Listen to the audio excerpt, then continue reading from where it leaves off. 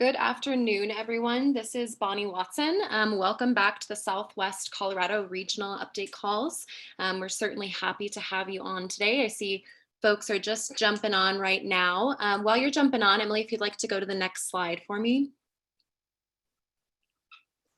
I just want to do a shout out to all of our sponsors, everyone who is involved in backing these regional calls. So much work goes into this. You know, it started with a few of us and all sorts of people jumped in and decided to help. And it's been tremendous. It's been really wonderful. We have Startup Colorado and OEdit and DOLA and Colorado SBDC and Civic Canopy and all of these really wonderful people. So I just want to a thank you to all the people supporting these calls, because I think it really does make a difference here, especially in rural places, but all over Colorado. I want to address a little bit about what we're talking about today. This call was designed to bring business resources to people, and those are very relevant topics every single week. We sit down and decide like what is most relevant as a resource. And this week, I think so many of us are feeling the tensions and the frustrations, and just the reality of this is really set in for small business, for people personally. And I think that is worth noting. I think that that's absolutely worth a discussion. Businesses have to be able to navigate the complexities of the COVID crisis. And I was just moderating a call with Brad Feld with Energize Colorado, and he said something that just really kind of wrapped it up for me. And he said, this isn't just a pandemic that then caused an economic crisis. We also now are at the intersection between a public health crisis, an economic crisis, and now it's a mental health crisis. And that really is important for businesses to hear from other people as we are reopening our counties. There's a lot of tensions around this. There's a lot of anger around it. But in this, we hope that we can find the silver lining and find some hope in all of this. And so that means that we're trying to move towards ongoing solutions in the coming weeks and solving this together. We don't know what the best solution is yet. Maybe we have it, maybe we don't. We don't know what it is, but we know that we have to work together in reopening and managing all three of these crises that we are facing right now. And I think something else to note this week, and I especially can say this for our team, is that we're human and we're struggling, and we really have to give grace to people as we're going through this. So just on a high level today, we have Martine on our call as well, the Director of Public Deliberation from CSU. And he's going to be addressing wicked problems. And it's what we're experiencing and managing all of these different issues. And how do we manage the values and the interests all at once? So he's going to speak on that today. We're also going to have a panel discussion led by our own Bill Fulton. And we have Sue Hansen with the Montrose County Commissioners, Mallory Logan with the City of Gunnison, and Delaney Keaton with SUCO, or Startup Colorado, on that panel, and really focused on reopening while managing this triple crisis. And then we're also going to hear from Andy Rugg this afternoon, volunteer with the state of Colorado COVID response, to talk on the real-time solutions for small businesses and the access to PPE supplies for those businesses. So Martine, welcome. I'm going to hand this over to you. All right, thank you very much. My name is Martine Carkson. I'm a communication studies professor at Colorado State University. About the last 20 years of my life, my research has focused on how do we talk about tough issues. Used to do a lot of more national political stuff. I switched, thankfully, about 13 years ago to focus much more on local, and how can we design processes that really work to help us have the kind of conversations we need to have across our communities, across public, private, nonprofit sectors, to address the shared problems that we have. About 13 years ago, I founded the CSU Center for Public Deliberation, which serves as an impartial resource, primarily for the Northern Colorado community, but also the whole state. And I train undergraduate students, and we design and run kind of events, again, to help people based on these theories of what does it take for us to have the conversations we need to have.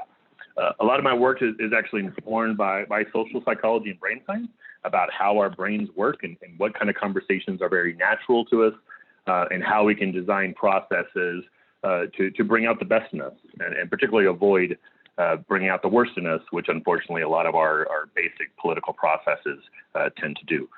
So obviously COVID is a particularly difficult problem that's cutting across so many different sectors and bringing out so many different things. So we've started a process of really thinking about how can we elevate conversations about COVID.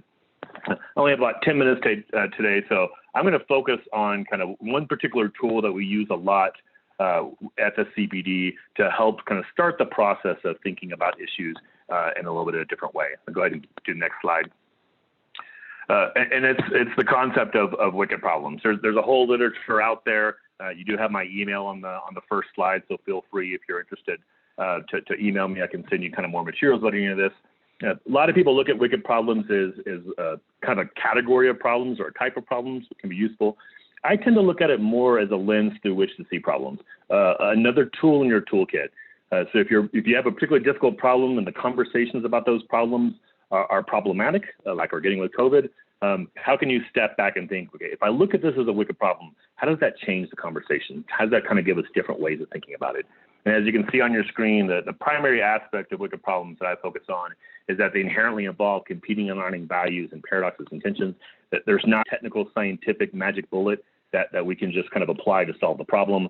It requires kind of a different way of engaging, right? The best way to really explain it is through examples. So if we go to the next slide, this is one project that we've been working on. I developed this slide probably about 7 or 8 years ago, working in northern Colorado, where water is a wicked problem. We don't get enough water, and there's lots of different kind of calls on water and need for that. And being a great place to live, we get more and more people coming, and so it puts more strain on that water. So I often create what I call these wicked problem slides, which is really trying to kind of identify the underlying values relevant to an issue and kind of pulling them up and putting them on the table for us to work through. This one was actually developed through a lot of public engagement and surveys and interviews and those type of things. And I kind of landed on here are 9 things that people really care about when we talk about water. And it shows a wicked problem in a couple different ways. One is if you look at each box one at a time, these are all good things, right? And one big aspect of wicked problems is you're trying to put the wickedness in the problem versus making the easy assumption that the wickedness is in the people, right? So if you look at these are 9 good things. If we asked you about these one at a time, they'd be pretty universally supported. But the second aspect that makes this a wicked problem is these 9 things don't fit together very well, that there's natural tensions between them. Maybe not zero sum, like automatic against each other, but generally if we try to really focus on one of these boxes, it's going to make it harder to focus on some of the other ones. So the kind of conversations we need to be having in our communities is recognizing all these values and how do we negotiate those tensions? How do we talk to each other to figure it out?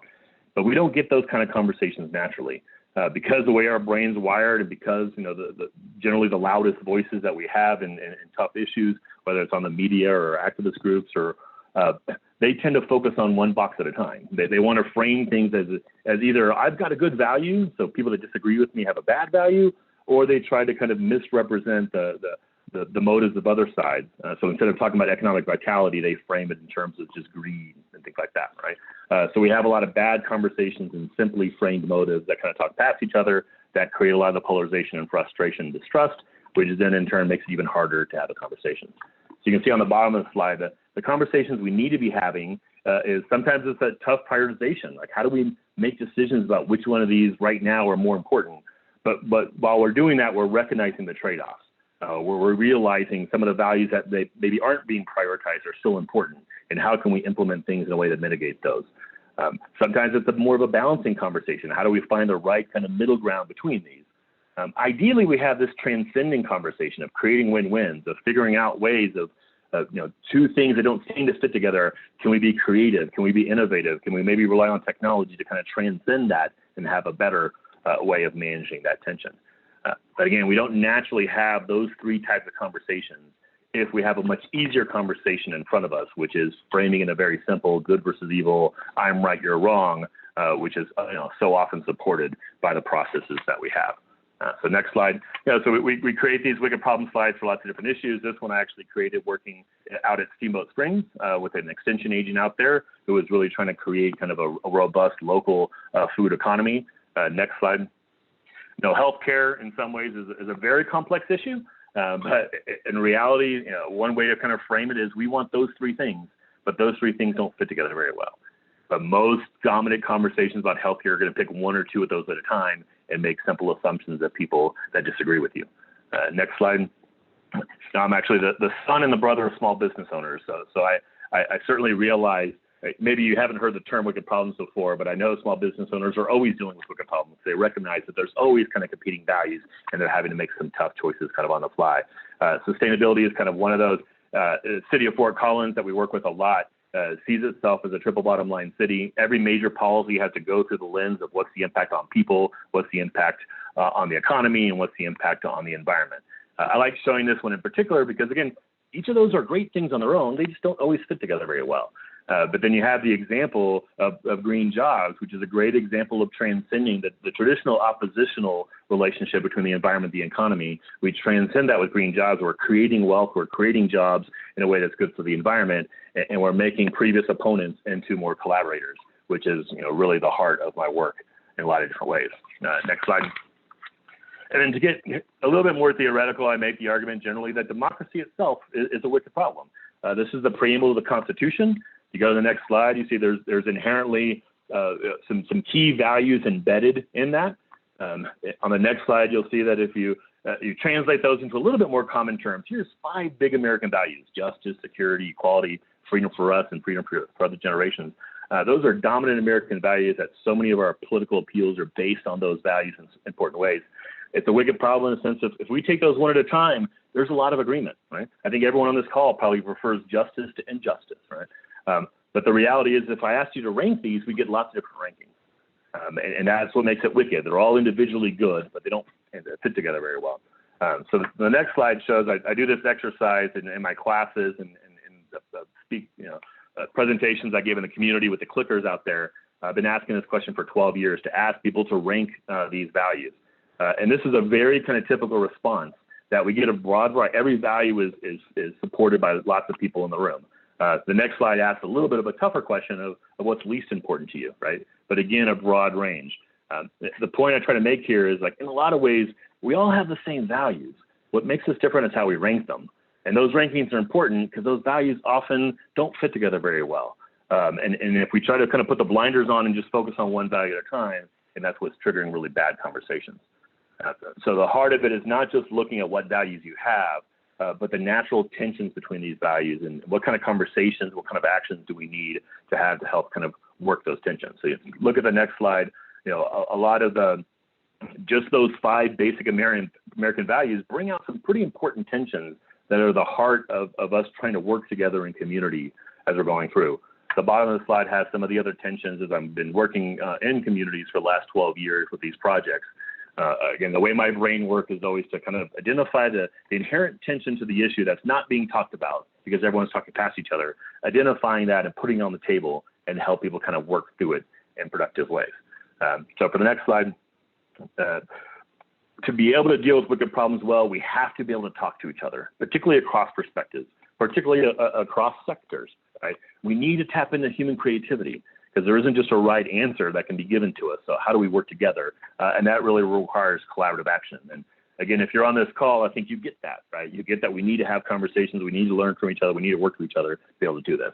So the last slide is kind of a transition, starting to play with the idea of COVID, both COVID itself and the community response to COVID as a wicked problem. Kind of basically just kind of brain dump some ideas of just, looking at social media for the last few weeks on how, some of the kind of key values that kind of keep on coming up. And you'll notice, I imagine, that some of the loudest voices tend to pick one of these at a time and try to frame things in that way. Or again, attack other people by misrepresenting kind of their values. But the heart of the conversation and the action that we need to be doing is recognizing all these tensions, that they're all important, and we have to figure out the best way to kind of negotiate those. Again, going back to whether we're prioritizing them, whether we're trying to find a balance, or whether we're trying to find productive and creative ways to transcend that. Right? So with that, I'll pass it on to Bill, and he'll kind of start working with the panel. But I hope you enjoyed the material. Again, you got my email on the front page if you're interested in digging deeper into any of these concepts. Thank you so much, Martin. It's great to have you here. And I just also wanted to mention to folks at the bottom of your screen, there's a Q&A function. You can also just post some questions throughout our call as well, and we can try to pick those up in the course of discussion. But a great frame for our conversation today. Next slide, please. So again, I'm Bill Fulton with the Civic Canopy, helping support these calls. We're really fortunate to have some fantastic panelists with us to make sense out of not only the material that Martine's just walked us through about the challenge of wicked problems, but to bring that into the real community context. We know there's on the call today, we've got business owners, we've got people on the ground making this real in a powerful way. And so we wanted to take this time with the panel to kind of apply some of these connections. We're joined by Sue Hansen, a Montrose County Commissioner, Mallory Logan, who's a councilwoman in Gunnison and also a small business owner, and Delaney Keating, who's the managing director of Startup Colorado, as well as having run small businesses. So your perspectives are going to be really rich in this discussion. Sue, I wanted to start with you and just maybe give you a chance to kind of reflect on some of the ideas that both Bonnie and Martine have introduced, that we're dealing with multiple crises, economic, public health, mental health, that are intersecting, that these are complex, wicked problems, no simple answers. Would just love to hear your sense of how that's been playing out from your vantage point and what you would hope people would kind of understand about the time we're in. Well, I think now that I know I'm experiencing a wicked problem, I think I have 20 wicked problems. But it frames the experience that we're having here in Montrose County, as I'm sure everybody is across the country, that trying to bridge the gap between keeping your economy moving and keeping your citizens safe. So navigating the multi levels of issues that we're having to deal with from the county perspective is it's overwhelming. It can be overwhelming. So, if you think about from the very beginning, the onset, I kind of like to think about the grief timeline. Some of us are at varying levels of that grief timeline. Some of us are moving to getting to acceptance, but some of us are in the depths of despair. So if you think about all your citizens experiencing that same level, the commissioners or the elected officials, we're interacting with people at all those levels. And so it's been sobering to realize how important the job is of an elected official in helping the community be calm and try to navigate and understand these complex problems.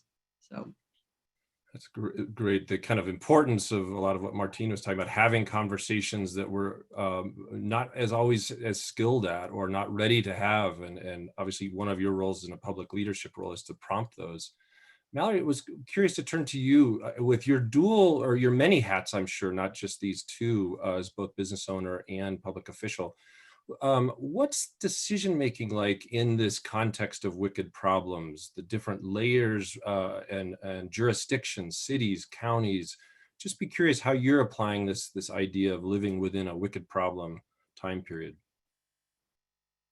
Well, I think the thing that's really come to the forefront for me is understanding the limit of our own toolboxes. That, we live in these rural areas, and myself, I'm a graphic designer by trade. So trying to apply that to public policy right now is important in terms of learning how to communicate with people, but then seeing my limits and where I can tag in other council members and their expertise, be it in affordable housing, or we have a council member who is bilingual, and so we've been leaning on him to really reach out to our underserved Latin community.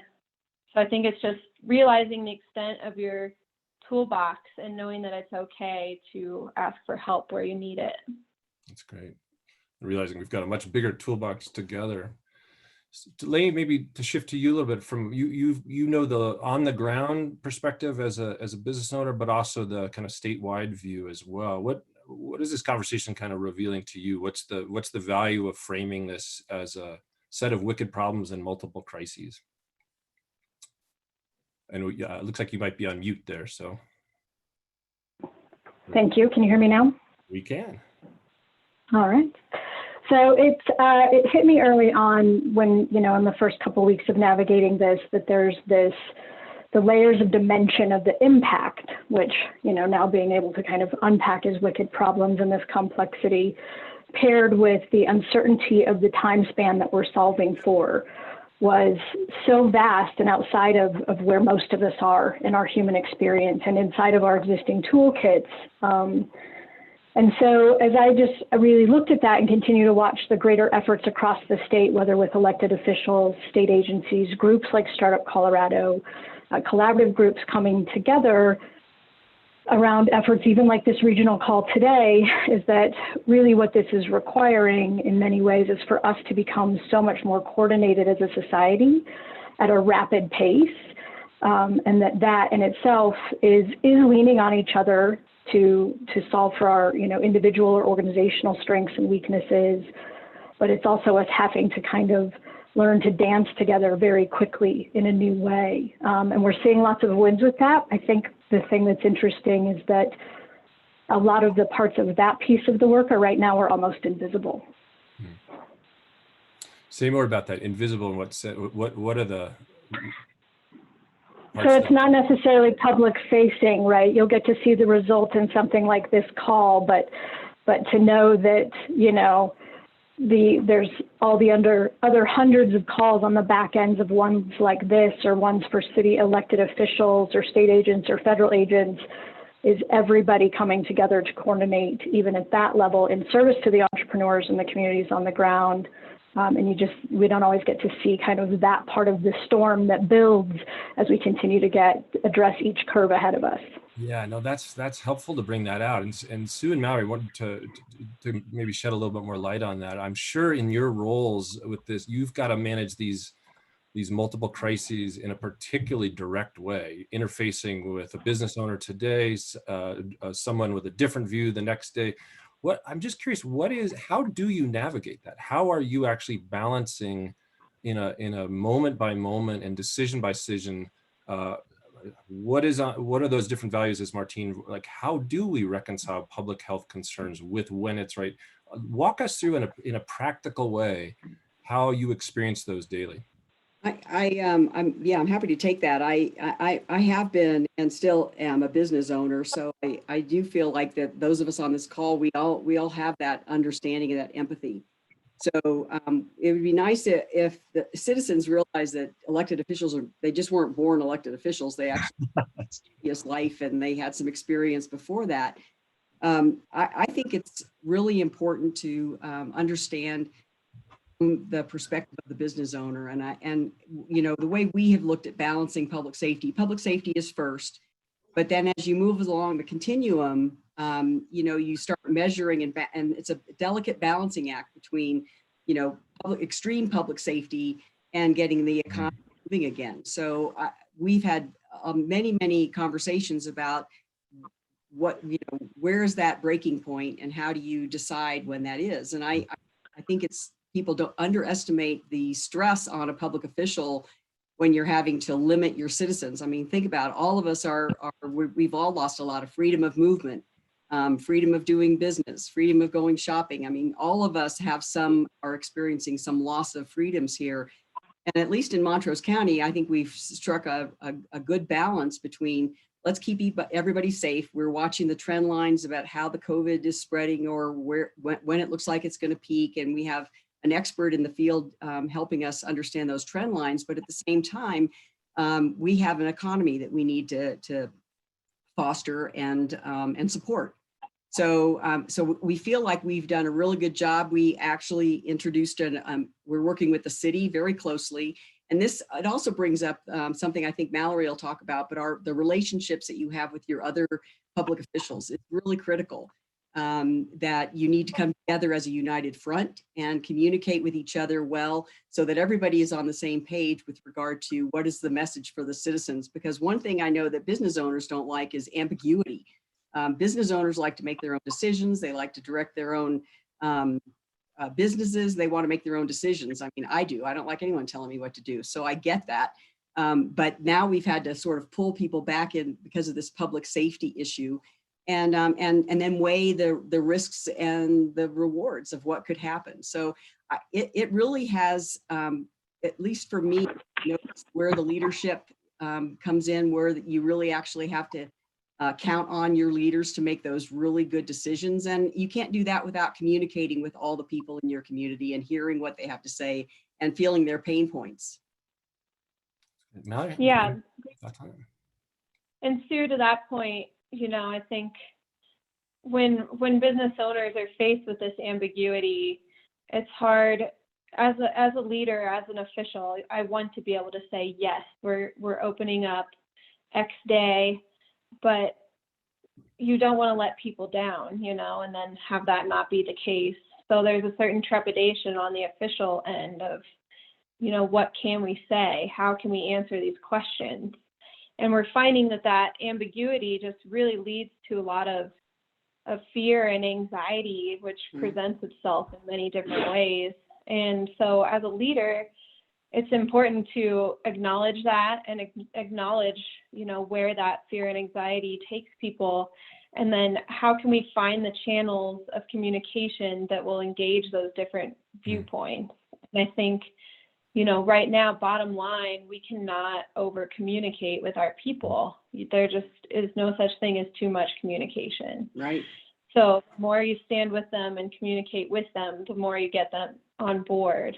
And, the trifecta, if you're looking at how small business owners, how elected officials, and how our community leaders should be working together, our joint mission right now is to just continue to be educated and continue to be flexible and be adaptive, and that we really need to just stand together when we're making difficult choices and when those choices have been made. But in that,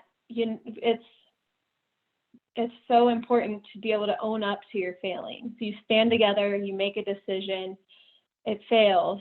We say, okay, it's time to pivot. That didn't work. And we all know that we gave our best. And things are changing on even an hourly basis. So nobody has a crystal ball, really, I guess. And so when the situation turns upside down, it's so important to remember that it's okay to have a new perspective when we get new information, and it's okay to have a new priority as we move further on down the line. Great words of wisdom. It sounds like you're facing a huge paradox. On one hand, what your community wants is less ambiguity. What this situation requires is an understanding of how much ambiguity we have. So you're actually not able to give the very thing that people want. How do you manage that as a leader? How is that changing your understanding of leadership, knowing that the very thing people are asking for it's probably not possible right now to a certain extent? Yeah, I think it's okay to say that, we don't have clear answers. I mean, we're fighting an invisible battle here to some degree. But we have to be able to communicate what we do know. And one of the things that we've done in Montrose County is we developed a business ambassador program. So we actually go out to the businesses and meet them where they are, and help them try to navigate here's what we can do, here's what we don't know yet, but here's what we can do. And I find that business owners operate a lot better with, here's what we know right now, and we'll be in constant contact. And I think the business owners, again, they're used to being independent. They like to drive their own ship, as it were. And I think that it's going to actually, someone said, out of crisis comes opportunity. I think these relationships between business owners and the citizens is going to strengthen over time, because we've had this opportunity to go out and really show people our vulnerabilities, but also being direct, upfront, honest, transparent about what we do and don't know. And I think that's what people mostly want out of their elected officials is, transparency, which is what Valerie was speaking to. So. Yeah, and transparency, like Sue said, of what that process is, we're being informed as city council, we're being informed by county public health orders. But something to look at is then how can we get creative in empowering our business owners within those health orders? Mm-hmm. How can we look to our chambers of commerce to offer web assistance? How can we talk to individual businesses, say a nail salon that can't necessarily operate right now? How can we empower them to develop a at-home manicure kit, things like that? So that we're offering incremental solutions to get us through this period of waiting and not knowing how this dance of testing out reopening and then maybe having to come back on that a little bit if COVID then begins to represent itself in our communities. I can add a little bit to this as well. In our work at Startup Colorado, as we look at, even pre-COVID, looking at communities across rural Colorado and the places we serve, is realizing that a key move that needed to happen to really enhance opportunity for small business and entrepreneurs in rural Colorado, and also really move us towards those goals of economic diversification that we've carried with us for years, is that a key thing that has to happen in the relationship between the public and private sectors. We have to also give permission to our local governments to fail and to experiment in the same way that we champion those tactics and behaviors within the entrepreneur and in the small business. And I think that centering that around, we're in a phase of, a scale of adaptation and a pace of adaptation and experimentation that if we can all commit to some of those values, that really may be a nice bridge between the public and private sector. Yeah. No, that's a good turn to make in this. We've just got a couple minutes left before we'll need to wrap it up, but maybe just to go one more time around the horn, just we've emphasized the crisis aspect of this and the challenge aspect. Would love to hear, just maybe to end on each one, when have you seen this basic strategy going well? What should we spotlight of, as I've understood it? Recognize the time we're in. We're facing complex problems that don't lend themselves towards simple solutions. We've got to work together. We have to have empathy and understanding for this time and give each other some grace. And we'll invent solutions that we'll have to keep improving. That sounds kind of like the strategy. What does that look like at its best? And maybe what would you leave us with, and those on the call, as advice going forward? We'll do a quick lightning round here. So I'll jump in here. I think that, first of all, I think that businesses have the opportunity to pivot. I mean, we've been amazed at how some of our local businesses have really come up with some alternative ways of building revenue streams. I think it speaks to the strength of the creativity of business owners. So that's been really great. I think something that's come out of here, and it may not look great now, it may not feel great, but I've spoken to a number of business owners that are like, yeah, I think I'm going to keep doing this, even though, businesses will get back to normal in a few months. But even greater than that, I think we've all learned a lot about our communities. And at least in Montrose, it's a strong community, learned a lot about the culture, people coming together to help. We did a universal mask project, which I think many of our communities have done. It's really touching to see people come together, helping people on all different levels. And I think that if there's any ray of hope here, is that our opportunities to become a close-knit community. And for that, I'm thankful. And I'm glad I'm a public official at this point, even though that someday I may not be wanting to say that, but I feel representing Montrose County at this point. That's great. Thanks for serving in that role. Mallory, how about you? What's a 30-second highlight and closing thought as we wrap up here? Yeah, Sue, when I first ran for council, people always told me I was so brave, and I didn't really see anything brave about approving a loan for a new wastewater treatment plant, but now that's all. Yeah. And it's so true. I mean, in the Gunnison community, it's just so apparent the grit of this community. And we've been born on hardship and our negative 40-degree winters, and with our roots in the ranching community, we've all been forced to work through really hard situations. And I think it's given the people of Gunnison a certain amount of grit and determination and creative problem solving. I mean, we've got small businesses that have been buying gift certificates from other small businesses and giving those away to every 10th customer that, comes and gets curbside delivery. Our chamber is on the ground every day working with people. The city council just approved $250,000 in small business relief loans. And I think it's just getting creative with the resources we have, recognizing that there are going to be tension points and trying to address those points of tension. Get off social media and pick up the phone and call someone if you're having a hard time. I think our community has really been doing well at working together to get through things. Wise advice. Delaney, we'll give you the last word, 15 seconds. What's a bright spot and a word of advice? Yes, I think remembering that most of us in service right now, the majority of us have had no crisis management experience. And even if we did, it was probably based on hypotheticals. And I think just giving space for that we're all learning at an incredible pace. One thing I'll close with is I've always looked at the relationships we have in small towns. They run deeper and they're more complex. And something that's always lived with me, you know, in my 20 plus years living in Gunnison, Colorado is words of wisdom, strangely, from my mother around family, because we are more like families in some way than communities because of the depth of our relationships. And my mom always said before we'd go to a family event, you don't gotta like them, but you gotta love them. That is a perfect way to close. Thanks, Mom. Yeah. That's right. Thanks to our panel. Lots of wisdom about how to work well together under these difficult times. Bonnie, I'll pass it back to you. Great. Thanks, Bill. Thank you, Bill. Sue, Delaney, Mallory, thank you so much for being on the panel today. You asked, definitely answered some tough questions. And I think we've really brought some clarity around this for our folks listening in. So thank you. Thank you. Great. Andy Rugg, volunteer with the state of Colorado COVID response. The floor is yours.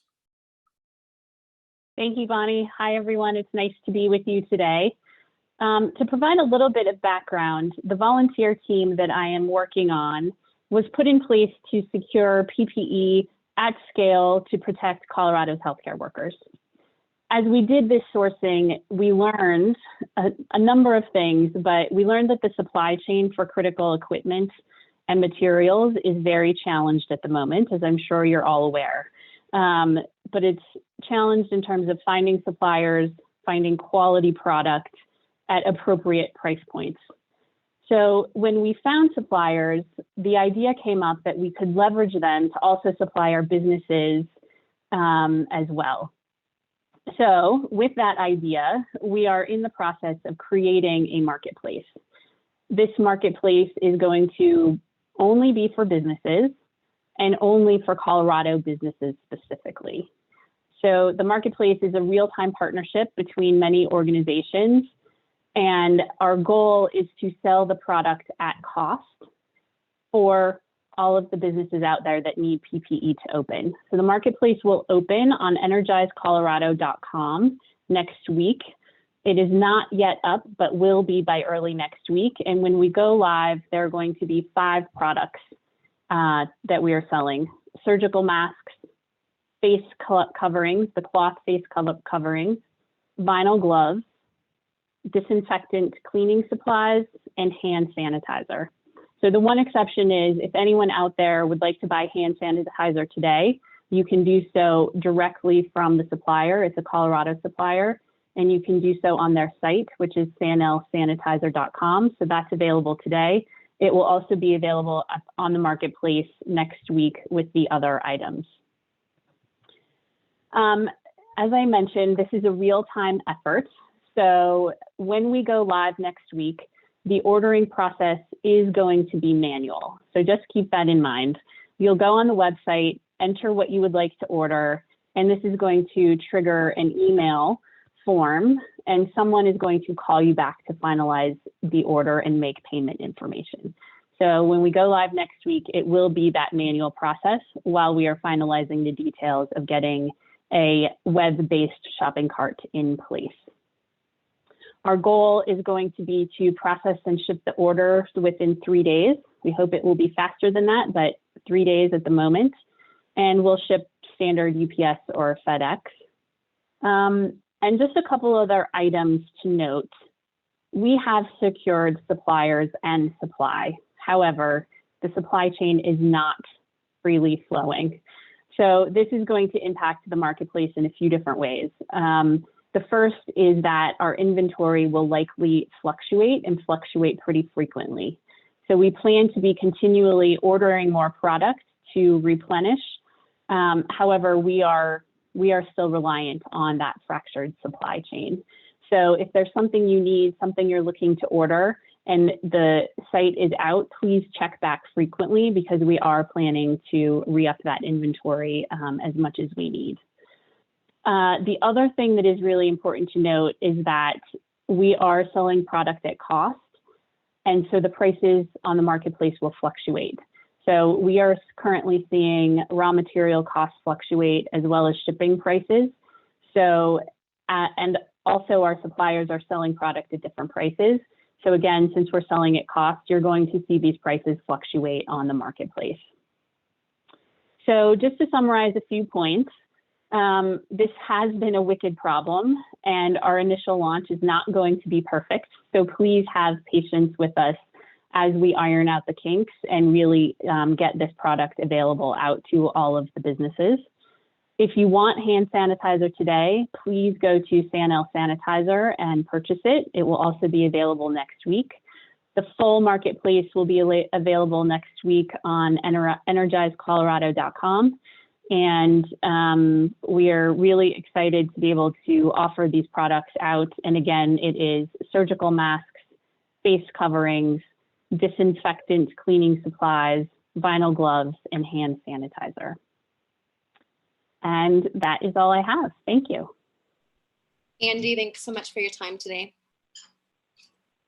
All right, folks, so just a few comments here as we wrap up. As always, a recording of today's call and presentation, the slides will be emailed to you after the call today. For small businesses in your regional SBDC center connections, go to coloradosbdc.org/COVID. For resources related to entrepreneurs and entrepreneurial communities, go to startupcolorado.org. And to access the call recordings or to listen to other topics across all 4 regions, visit Choose Colorado YouTube channel. If you still have questions, you are more than welcome to email startupco, at colorado.edu, and we will make sure that we can connect you to the right resources and get your questions answered.